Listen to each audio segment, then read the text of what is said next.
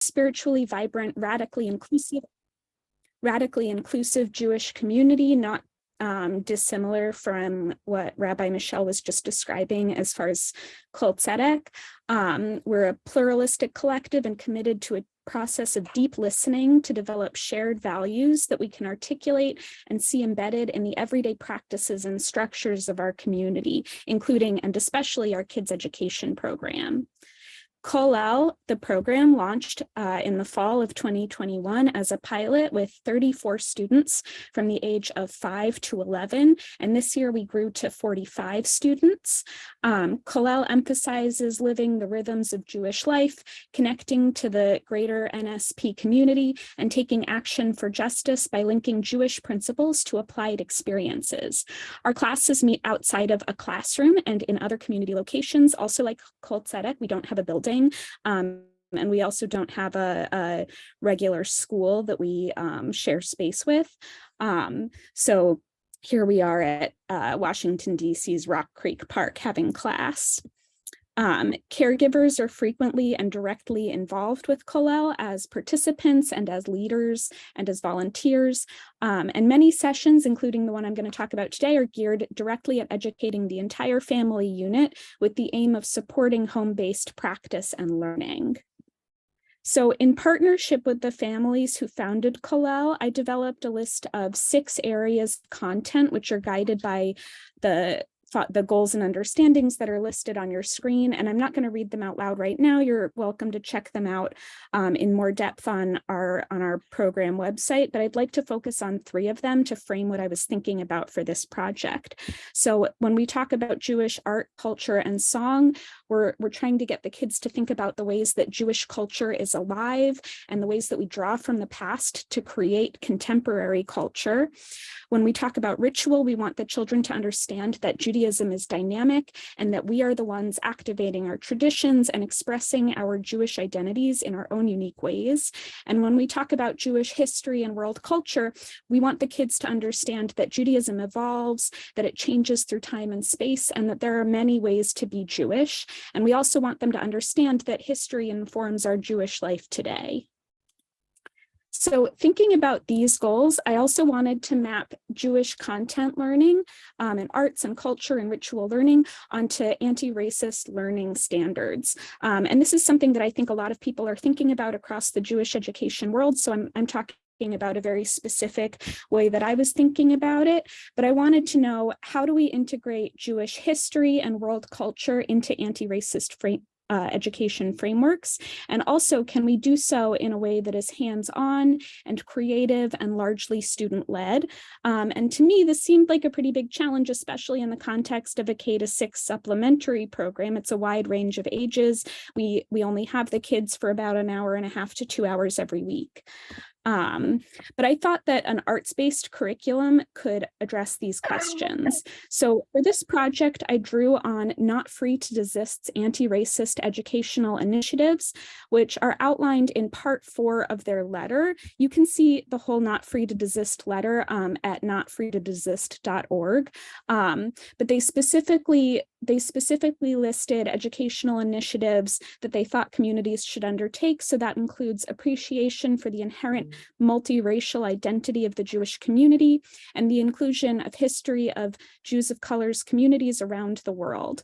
And so I felt that exploring art from Jewish communities around the world and identifying Jewish communities on every continent is one way to begin building that appreciation and including that history. And I just want to add that I don't think that's like a self-contained way of addressing these points. I think it also has to be paired with other modalities. So the first iteration of this project was a unit on menorahs from around the world, and I pulled images from a variety of sources, including global Jewish museums and the Betzalel Narkis Index of Jewish Art. I thought menorahs were a good starting point because they're very familiar objects to the children. There's a wide variety of design. They vary greatly across different regions, and they also exemplify how surrounding cultures influence Jewish material culture. They're a great example of that. So this one is from Tunisia, and I thought it was very beautiful. I love green. So first, we had the students learn some basic vocabulary. They learned the words motif and symbol and ceremonial object. And this vocabulary was important as they began their projects, and we reviewed these terms during each session of the unit. I also liked how the kids brought that vocabulary into their secular educational space. They were identifying symbols and motifs in other places, which was fun. So I drew on research by a variety of different people, including Vivian Mann and Shalom Sabar, to explain how we would look at our menorahs from around the world. Vivian Mann identified 2 ways to study a piece of Jewish art, which I adapted for the kids. So we talked about how it's used to practice Judaism and how it relates to the art and culture of the location, the geographic location that it comes from. And we primarily focused on the latter, of course, because the kids understand what a menorah is for, but they also understood that menorahs were used differently in different places. So for example, some were hung by the door as opposed to seated within the house or by the window. I also drew on Jonathan Fishburne's Light My Fire to frame the first question the kids would investigate, which was, what shapes do menorahs come in? And the kids learned that there were 4 different shapes: the bench lamp, the stem and branch menorah, a line of 8 individual cups or oil lamps, and the circular lamp. And then the students reviewed menorah images that were organized by different motifs and symbols, noting that menorahs from different places share common motifs, such as specific animals, architectural elements, and shapes, and other cultural symbols. And sometimes the common threads were more obvious than at other times. These 3 menorahs all have arched tablet shapes, and the children who looked at this collection identified the tablets, a Magen David, birds, lions, and crowns. This is an example of a selection of menorahs that one group of students was shown, and we started with visual thinking strategies. So a parent who was acting as discussion guide told them to look closely and to study each menorah, and they asked specific questions like, does your menorah have cups for oil or candle holders for candles? Where is the shamash? What is your menorah made of? What do the menorahs in our group have in common, and what makes them different? And the kids observed that the lion in particular appeared in menorahs from across the Jewish world, including the Middle East and South America and Europe. And we also offered them explanations of some of those motifs. So for example, the biblical symbol of the Lion of Judah. Then we had them find the origins of their menorahs on a map. The youngest kids needed help. The oldest kids were like scouring the map. One 4th grader in particular was really excited to find Bosnia. And as it turned out, one of our families was then deployed to Bosnia. And the kids were really excited because they had this image of a menorah as like the first concrete window into Jewish life in the country that their family was being deployed to. I gave the kids what I called motif sheets, and you can see that I just used clip art to represent some of the symbols and the motifs that the kids should look for on their menorahs. So they each got a sheet to color in, and then identify like which ones they saw on their menorahs. And some of the motifs, like the Magen David or the tablets, were specifically Jewish, and some were very clear indications of the surrounding culture that community lived in. For example, the rose window or the fleur-de-lis or the star and crescent. And after identifying the countries that the menorahs were from on a map, they also noticed that certain motifs or design elements were either very culturally specific or were widely proliferated. And then they read short excerpts about the common motifs of their menorah selection. So for example, a group of 3rd through 5th grade students learned that the star and crescent have a long history that predates Islam.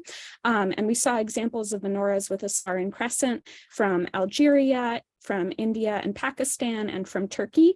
And I adapted very short historical backgrounders from a variety of sources to explain these symbols. Another group of students observed that their selection of menorahs all had what they called a little menorah on the inside.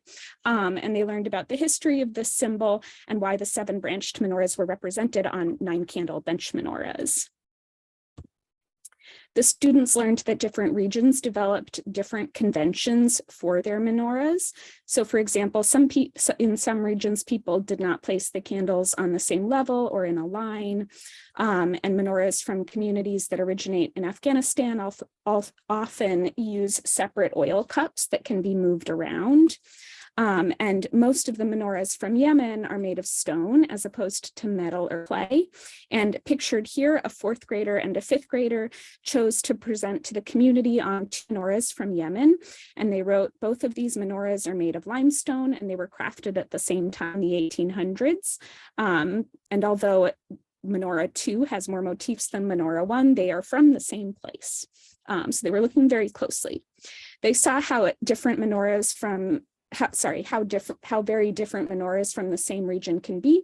For example, these 2, which both came from Poland. And I think that the students learned pretty early on in their Jewish journey that Jews have lived around the world and they have practiced Jewish ritual in similar and different ways. So they understood by the end of this unit that Jewish life and culture has been influenced by the places that Jews have lived and the surrounding dominant cultures that Jews have interacted with, and that both then and now, Jews are living in 2 civilizations. So at the conclusion of this unit, we applied that understanding to our lives here in Washington, D.C. First, the kids learned the name of a metalworking technique called repoussé, which was used in menorahs from all around the Jewish world, including this example from the Netherlands. And then they made their own metal menorahs and replicated that technique by drawing with a pen on the back of a baking sheet. And this was pretty easy even for the kindergartners who did this project. This one was done by a 1st grader. Each student got a flat stack of magazines, drew their image on paper, and then traced or copied it onto the metal. We had them brainstorm motifs and symbols from their life in Washington, D.C. So the 3rd grader who made this menorah replicated a mural outside of his school. And the emphasis on this metalworking technique served 2 purposes in my mind. It had historical significance, and the kids could point to the menorahs that they were borrowing a technique from, and also it was fire safe. So we emphasized that ceremonial objects are designed to function. So that is why the menorahs that we saw from around the world were primarily made of metal, ceramic, stone, and glass. And lastly, the kids made posters and presentations to share their learning with the greater community. Each group selected 2 to 3 menorahs on their own and shared the symbols or motifs that they had in common, their structural differences and where in the world these menorahs were from. This poster was made by a 2nd grader and a kindergartner. They chose 2 menorahs with lions, one from Iraq and one from Poland. And they wrote, "They both have lions and crowns. The shamash is on top super high." This poster was made by a 4th grader and a 5th grader. They chose one menorah from Morocco and one from Germany, and they wrote, "These menorahs are made from different types of material. Both of our menorahs are bench menorahs. They also both have branch menorahs and Hebrew writing on them," so that these were the little menorahs. Lastly, they gave verbal presentations of their posters and handmade menorahs to the greater synagogue community. And they had the opportunity to teach adults something new that a lot of the adults did not know.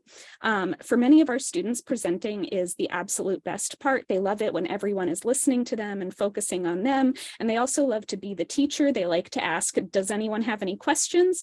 And so my hope is that I can further develop and expand this project.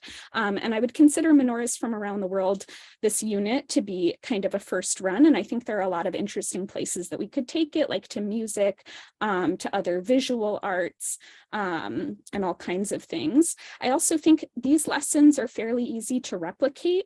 And the discussions during our menorah unit were primarily led by parent volunteers, not by teachers. So they each received very simple facilitation guides so that they could lead a small group of 2 to 4 students. And I think that this module also offers students a rich understanding of how Jews have lived in various places and what the Kaplan Center refers to as host cultures throughout time. And I think it encourages children to think creatively about how Jewish practice changes across time and space. It enriches Jewish living through the arts and offers a deep understanding of how Jewish art and culture have developed. And it allows cross-generational engagement by allowing students to present and teach about topics that adults in the community are not familiar with, and the adults and children were learning together. I also think it promotes a sense of belonging by emphasizing our community's diversity and the ongoing evolution of our religious traditions. And it encourages kids to think very positively about their own host culture and how their Judaism and community practice is influenced by their surrounding culture. The focus of this particular module is not on the complex historical narrative of the Jewish people's movements and migrations, which I think could be difficult for students in the younger grades to grasp, but on discovering and experiencing a very specific cultural output. I also think it encourages social and emotional learning because the students engage with the topics through group and partner projects. They have to cooperate and make choices about their projects together. And then they build confidence by sharing their learning, and they listen and respond directly to each other during presentations and discussions. And because the content is visual or sensory and can be accessed at many different levels of complexity, students across ages and of varying ability can study the same subjects at the same time. So that is all I have as far as presenting what I've done so far. But if anybody has any questions, I think we have about 15 more minutes.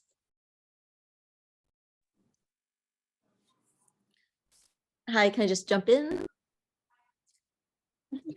That was amazing. First of all, it's a beautifully conceived project. I'm actually a musician, and I've taught for many years. And one of the things I do is use music of Jewish communities around the world and languages around the world as well. I'm really in like the sort of Yiddish community.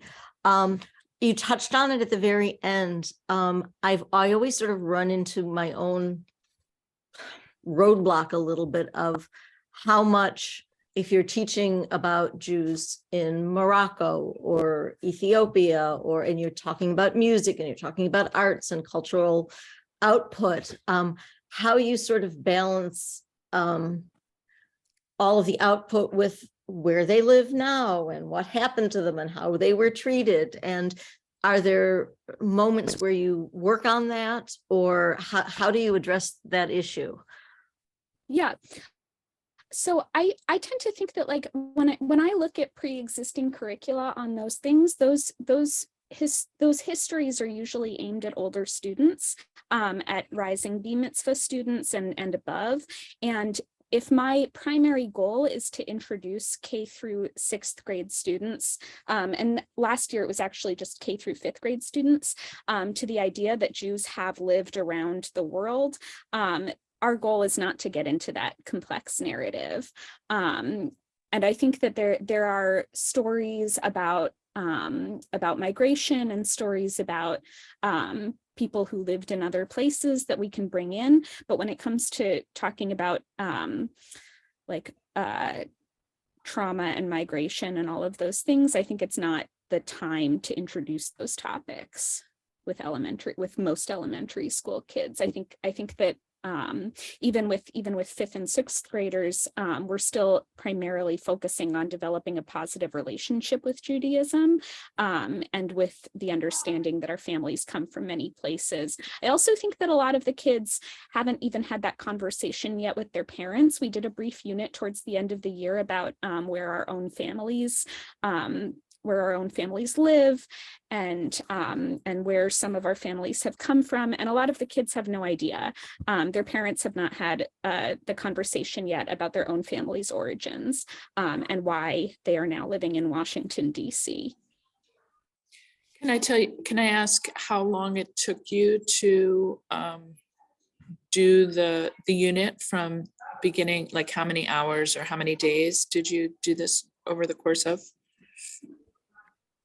So our kids, this was a 3-week unit. So we did it for 3 separate sessions. The first session was introducing the kids to the menorahs from around the world and going through having them discuss everything in their small groups, like with their pre-selected group of menorahs that were organized by motif. The second class, they were designing and creating their menorahs. And the third class, we came back to the menorahs from around the world, and they created a presentation on the menorahs of their choice. Beautiful, thank you. But I also think that this could have been much longer. I'm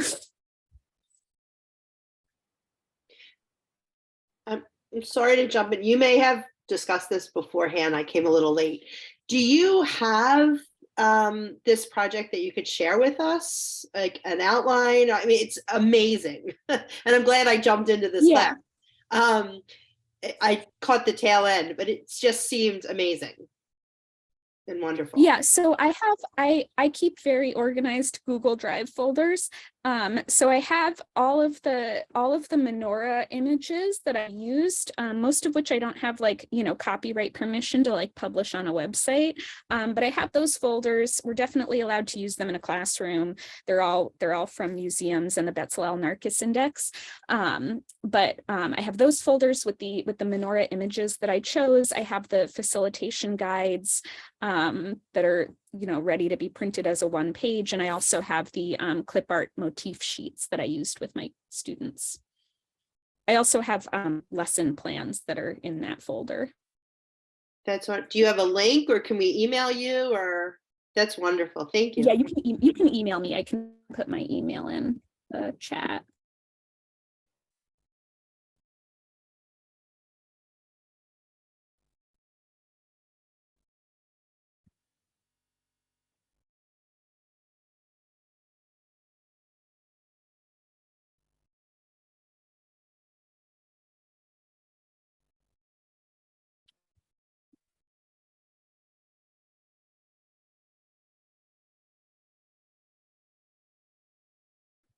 What other projects did you do? Are you using only history projects, or do you use other projects? Like, have you done other projects? I'm not with the kids. With the just kids. Generally. Yes. Do you usually what? Do you usually do a unit of art and mixing it all together, or?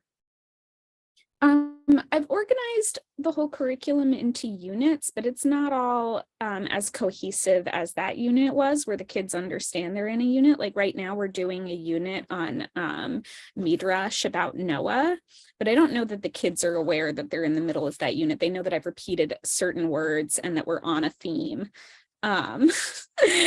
So from my perspective, we're in a unit, but the kids are not aware that they're doing a cohesive unit, and there's no cohesive end project. But no, we've done a few more cohesive projects. We did one for Passover, where the kids were definitely leading up to a final project.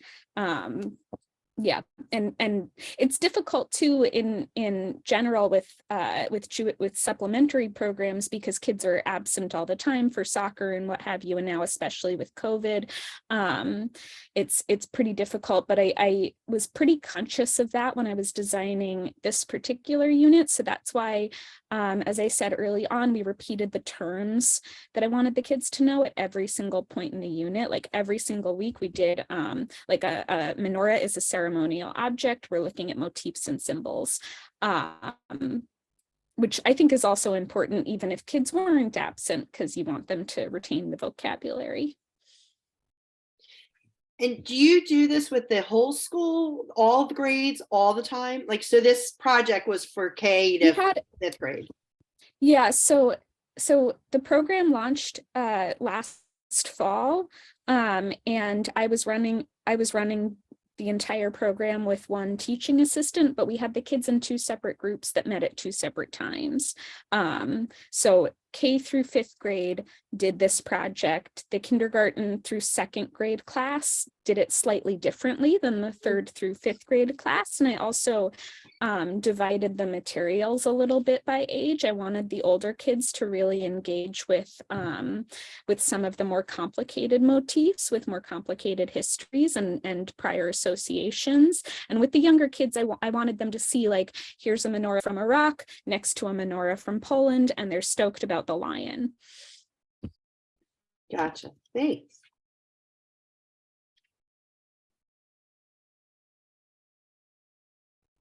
Yes, Deb. Hi, thank you so much for sharing this. We at Havar Shalom Portland do very similar things with a lot of visuals. Our kids live in a very non-Jewish culture in Portland, so I've felt for a long time that the more visuals we can have up in front of them, the better. And certainly the goal of understanding the diversity of Jewish culture and community over time and place.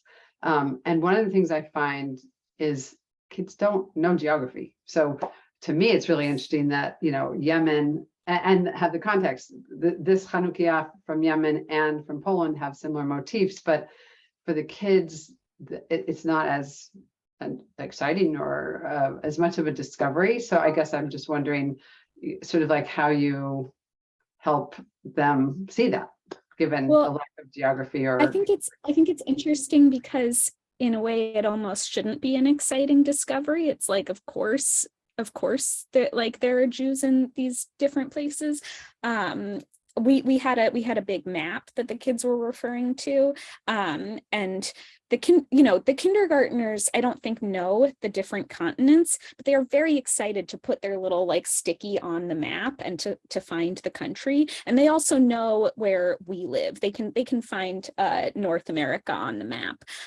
So, like, that's an exciting thing for them. And the older kids definitely know the continents. I would say even the 2nd graders last year knew generally, like, okay, that country is in Asia.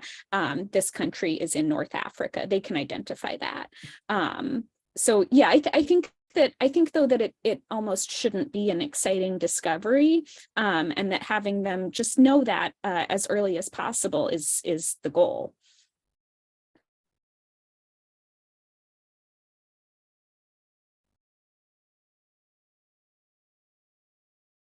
I'm wondering what the parental response was to the unit. You spoke about how the students really enjoy presenting to parents, but I'm wondering about how they responded to the material in addition to just the wonderfulness of seeing their own kids presenting it. How the parents responded to the whole unit? Correct. You mean? Yeah, the parents were stoked. I mean, when I send out an email to our listserv and I ask for extra parent volunteers, it's like, hold back. I've got so many volunteers. I mean, one of the things that the families at New Synagogue Project expressed to me when they were interviewing me, and also after I was hired, was that they wanted a program in which parents could actively participate and learn alongside their children. And so this unit was, one of my first stabs at developing such a program. So when the parents were leading small group discussions, they were also encountering some of this information for the first time, and that was exciting to them. And seeing the way that certain cultural motifs show up was also exciting for some of our multi-faith families. For a family to see a menorah with a star and crescent is new and exciting sometimes, because that is not necessarily something that they have encountered before. Forgive me if you spoke of this. I was like a minute or two late. This is amazing. And I'm wondering, is it, so the families that sign on for this, is this in addition to something else they're doing at the synagogue, or this is their synagogue school experience for the year? This is our Hebrew school. So Yeah, this is, amazing. we meet on Shabbat instead of Sunday, but New Synagogue Project, the name is confusing. It's a synagogue. So this is the synagogue's Hebrew school. Great. And so parents are there, the whole families are, caregivers are there the whole time that the kids are there? Not all the time. This unit was specifically designed for like more parents to be actively involved than usual. But we have a range of parent involvement with the oldest group of kids this year, which this year it's 4th through 6th graders in one group together. Usually we have only one parent who's been kind of like the assigned volunteer who can walk kids to the bathroom if we're at Rock Creek Park. But with the younger kids, there's more parental involvement. And in my youngest group, which is about 2/3 kindergarten, sometimes every kid has a parent present. And that's like a fun part of the class, is like doing the project, doing the activity with the parent. So the parents, but we never tell parents to leave. We never tell parents to leave. so the parental part is volunteer, is for the most part voluntary, that the parents are involved. Yes. Some parents are there every single week. Some parents are like, I like coming to Kollel. And some parents are like, this is when I do my groceries. Amazing, thank you.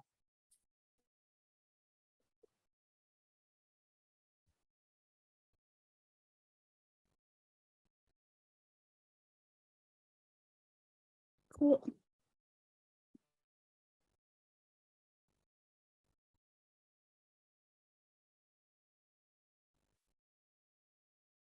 Does anyone have any other questions, or should we zoom back? Yeah, we have a few minutes. I think we haven't gotten the notification yet that the breakout room is to be finished. So I think we have more time if we wanted it. I do have a quick question. I'm wondering, Liora, if you have any thoughts, after, not only doing the unit, but putting together this presentation, of what kind of things do you think might work especially well for a follow-up unit?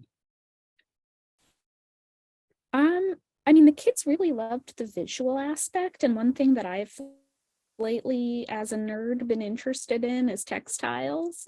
I also got this book recently on the etrog in Jewish art and culture, and I was just thinking about like maybe following one kind of symbol through different Jewish art.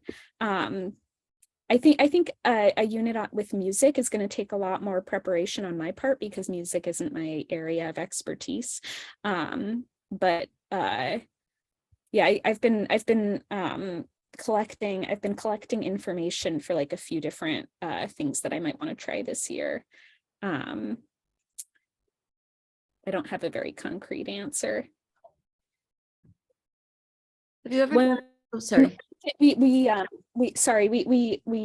One of the things that I decided to do for the sake of the program, where the kids are largely learning similar things across grades throughout the year, is to focus really heavily on one Torah story for the whole year, which doesn't mean we don't touch on other Torah stories. It just means that we're doing like a really deep dive. So last year we did creation, and this year we're doing Noach, and the image of the dove is one of the symbols that I was thinking about exploring in greater depth with the kids.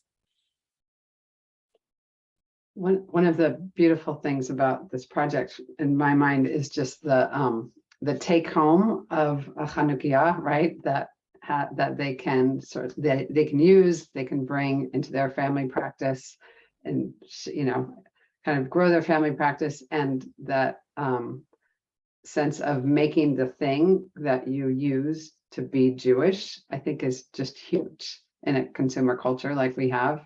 So I guess I'm always thinking about that. What can students, and in our situation, it's a family co-op. So what can families bring home, literally, have in their hands, on their walls, whatever it is, that just emboldens and kind of empowers their Jewish practice, right? So that's one thing I'm really appreciating. Like we've made lots of Chanukiot, but lots of them don't last or they're kind of schlocky. I really liked your model actually because it's not going to burn up and it's got some substance to it. So that's great. Do you have, This one took a lot of trial and error, and if anybody were to repeat it, I would recommend inverting the baking pan so that it's not sitting up like that. If that makes sense. Inverting it so the opening is up. So that it's like yeah, so that it's sitting the way it would sit if you were to fill it up with dough. Oh, mhm.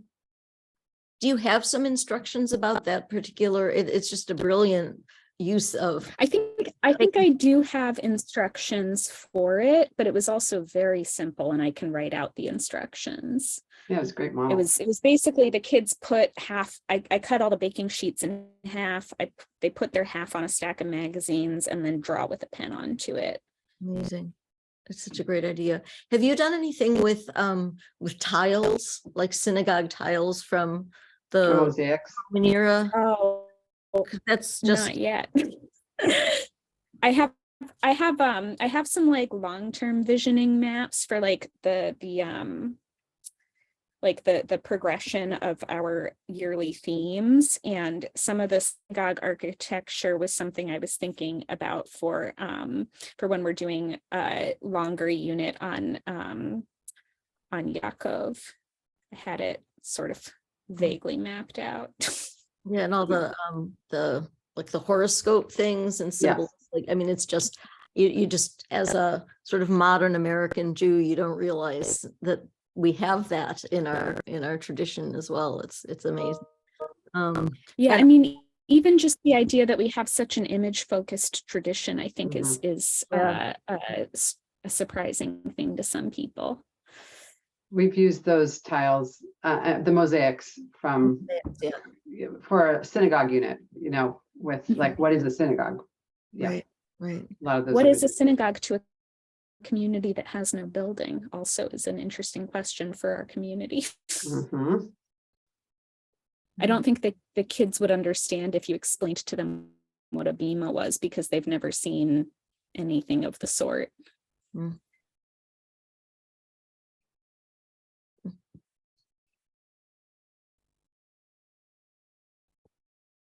Well, I definitely would love to be in touch, and actually music is my jam. So Maybe maybe we can collaborate. I think this is really inspiring, and I love the how you've contextualized it with words and ideas that really help them connect from unit to unit, or within, bringing, these ideas like motive and symbol and ceremonial. I just think that's terrific, really inspiring. Thank you.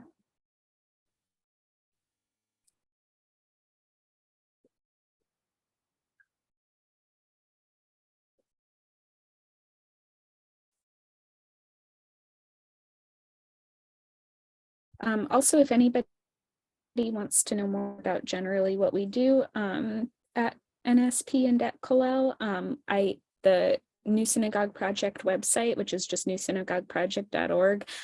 If you click on kids education, you can see there's a page that I titled 2021 to 22 highlights, which is a list of pretty much everything the kids did this last year. I made the page for prospective parents, but there's more images, kids' poems, etc.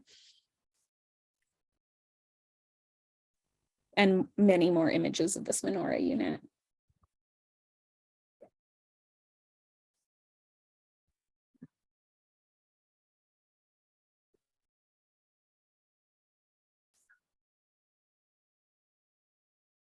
Thank you very much. Yeah, I like it too, because it's incredibly inclusive in the sense that you don't have to be a theist to do these projects and to study Judaism in this way. And I think that's really important. Seriously. I do love talking about God with kids, but New Synagogue Project is not like the Worker Circle or any of the secular programs. But yeah, that's true about this, is that it's very it's very focused on like a cultural aspect of Judaism, less than a like theologically religious aspect. I've been in Worker Circle for 25 years, and it's amazing to have to teach, Torah, teach these projects and try to do the God workarounds. I have a friend who teaches in the Manhattan Workers Circle, and she talks about that all the time and wonders how Who is that? I've taught there for Michelle. Mina is her Yiddish name. Nathanson. I just saw she's fabulous.